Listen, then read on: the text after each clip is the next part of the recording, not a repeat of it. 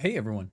A quick update today on some news slash drama as it's happening, as I saw Forbes put out a massive hit piece on Emad Mostaque, who a lot of people believe is one of the reasons that we have diffusion technology today. And so we're going to cover this. We're going to cover some of the big talking points here. And there's some claims here that they're essentially attempting to debunk. And then we're actually going to take a look at the other side of the story too, because there's already been a response as well. I think they did a pretty good job on his background and a lot of the claims here, but the nutshell version is he is the CEO of Stability AI. Now, what is Stability AI? It depends on how you look at it. It may have been instrumental, or it may have been just a training facility for other people's models. The article claims that Imad says he has an Oxford master's degree and he's an award winning hedge fund manager. And the research that they found shows that he actually has a bachelor's degree, not a master's. And his hedge fund banner year was also followed by a terrible year, and then he left. He's made claims about being one of the main driving forces behind diffusion technology, putting pressure on Sam Altman and OpenAI to release ChatGPT, making special deals with Amazon. But whether or not those things are real really remains to be seen.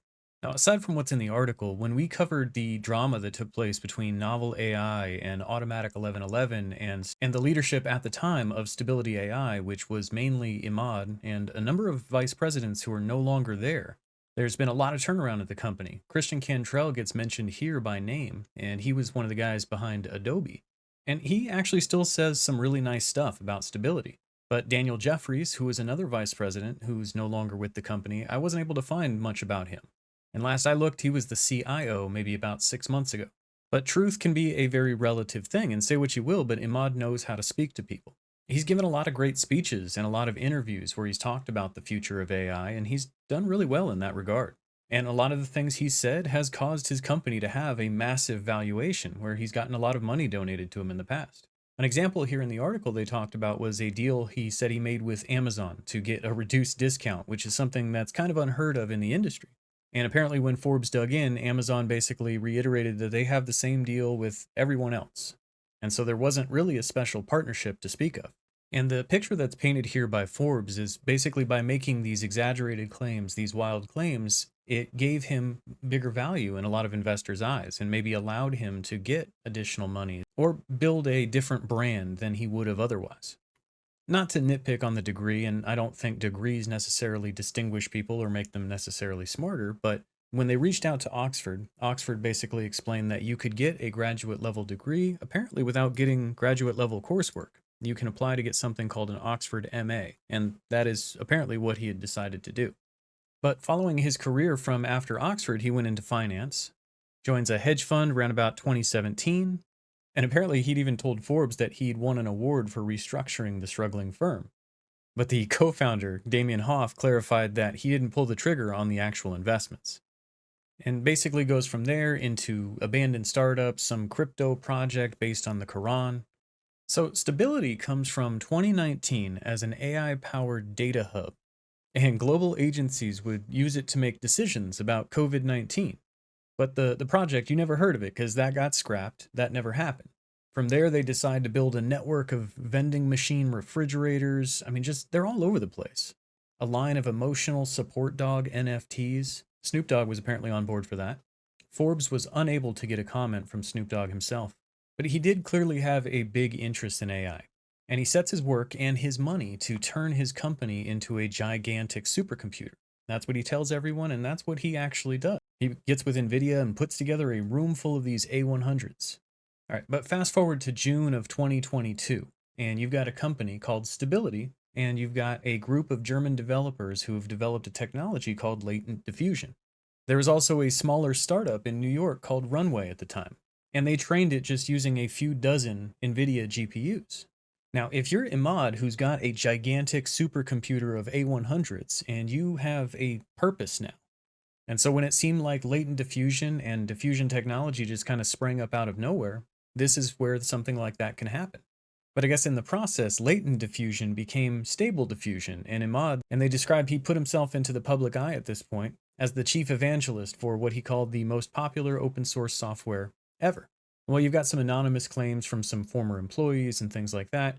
Through this article, you do get a sense of what Stability AI as a company actually is. And if you were here with me at the time when the 1.4 Stable Diffusion model became 1.5, it was Runway ML that made that public. And there was a very public disagreement there. And I believe that's when Runway and Stability probably stopped working with each other. Makes sense. But in that fray, we learned that Stability AI doesn't actually own Stable Diffusion. And this story brings all of that to light. Now, money seems to be something that they're struggling with, or at least that's what the claims here are by Forbes. We're going to get into Emad's counterpoints, but there are a number of people basically claiming they're still waiting for payments and things of that nature. And this may or may not be related to the turnaround that we're seeing at Stability, which, when you think about it, is kind of an ironic name.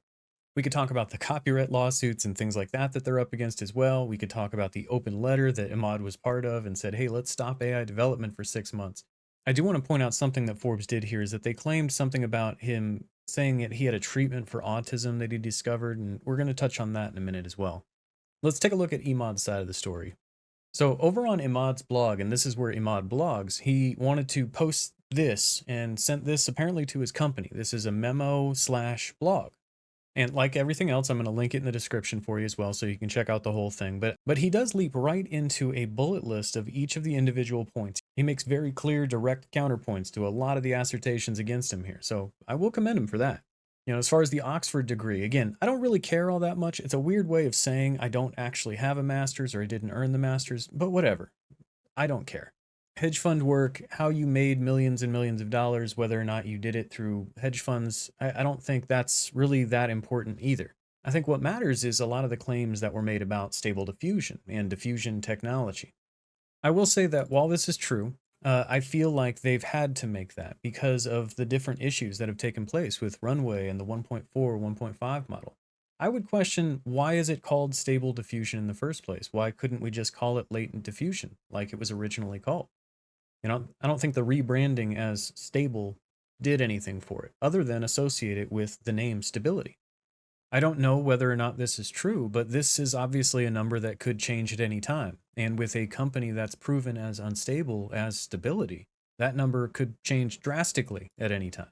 Addressing some of the money concerns here, they talked about the partnership with Amazon, and they basically said that because Amazon had to build a special computer to hold the A100 clusters, I mean, that is pretty massive.